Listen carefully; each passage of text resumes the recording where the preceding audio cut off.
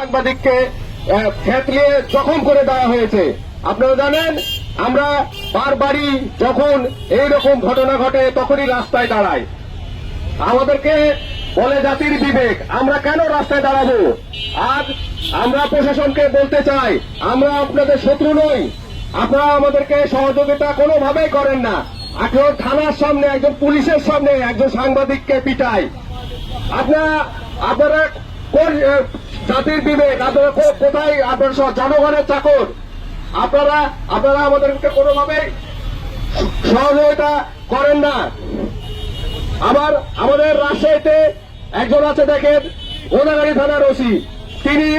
তিনি মাদকের একজন সম্রাট। তিনি বিভিন্ন জায়গা থেকে মাদক ব্যবসায়ীদের কাছ থেকে উৎকোচ নেন। আবার সাংবাদিকদেরকে নিউজ করলে, আমাদের একটা সাংবাদিককে নিউজ করেছে, নিউজ করার জন্য তাকে হুমকি ধামকি দিয়েছে। কেন ভাই? আমি সত্য লিখলে আপনি হুমকি ধামকি দিবেন, মামলা দিবেন, এ কোন বিচার? তাই আমরা রাষ্ট্রকে বলতে চাই, সাংবাদিক সুরক্ষা আইন অতি দ্রুত প্রণয়ন করেন এবং সকল সাংবাদিকদেরকে সাংবাদিক সুরক্ষা আইনের আওতায় আনেন, এবং যেন আমাদেরকে ভবিষ্যতে আর কখনো রাস্তায় দাঁড়াতে না হয়। এবং আমি চাইবো এখান থেকে আমাদের আর কোনো ভাই যেন একটি ফোঁটাও রক্ত যেন রাস্তায় না পড়ে।